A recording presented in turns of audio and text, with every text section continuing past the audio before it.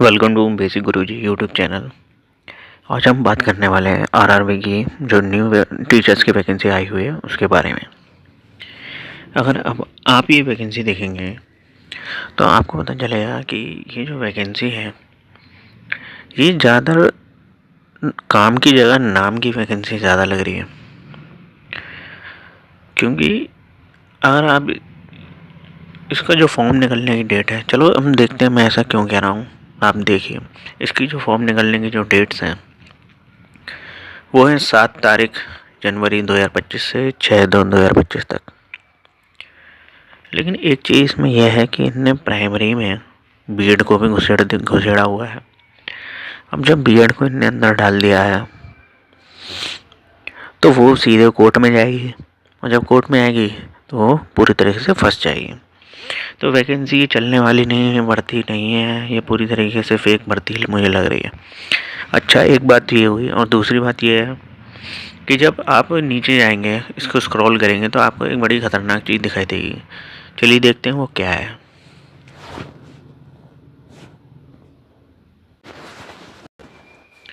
और वो जो खतरनाक चीज़ है वो है इनके आरआरबीस। अब जैसे हम कोई आरआरबी चूज़ करते हैं,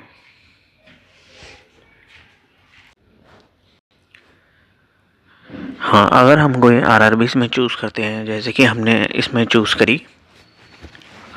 करी इसमें पटना, ठीक है।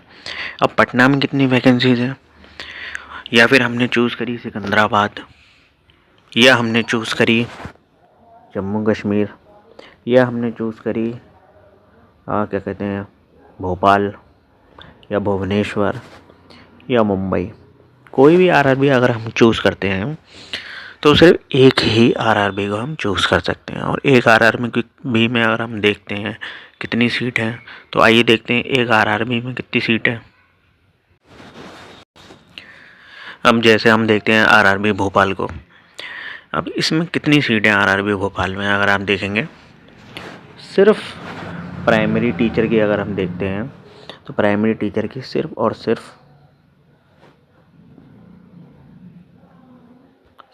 सिर्फ 3 वैकेंसी।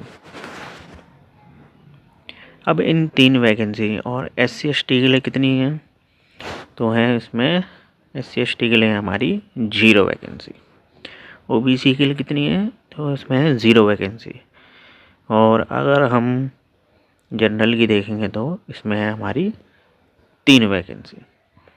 तो इस 3 वैकेंसी में BTC वाले तो हैं ही, साथ में बीएड वाले भी हैं, बीएड वालों को भी घुसा दिया है।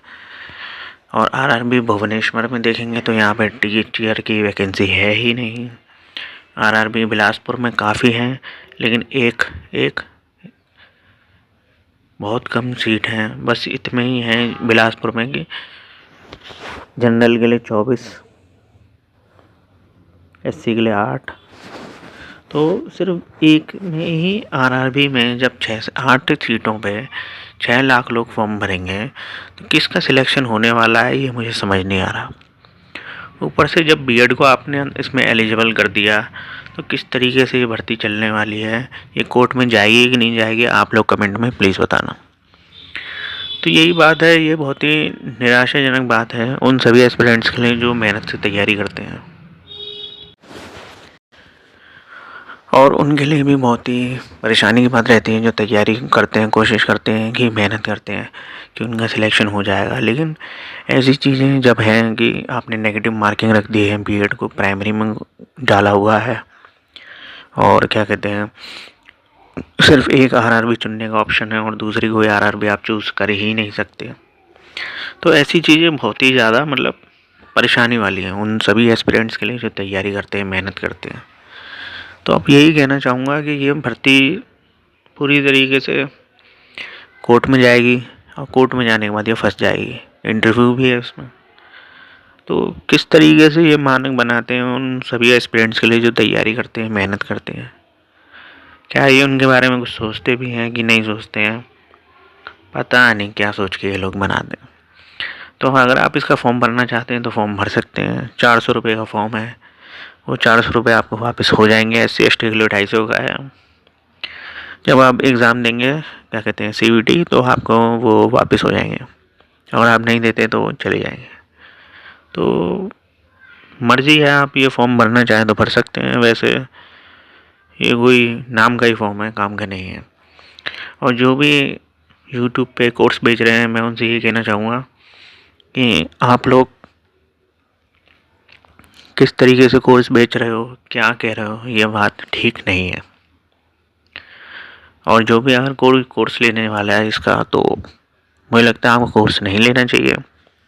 इसका सिलेबस वही है जो KVS में था लास्ट ईयर। तो 50 मार्क्स के लिए आप KVS के जो सेल्फ स्टडी जो कर रहे हैं वही काफ़ी रहेगी। और हिंदी, इंग्लिश, मैथ्स तो आप 10-10 नंबर की है तो वो आप कर सकते हैं। बाकी यही था, इसके बारे में यही बात है। तो जिसको भी अगर ये वीडियो देख के उसे ऐसा लगा हो कि उसकी लाइफ में कुछ वैल्यू ऐड हुई है और वो कोर्स नहीं लेगा, या फिर अगर वो कोर्स लेगा तो कमेंट करें, है ना।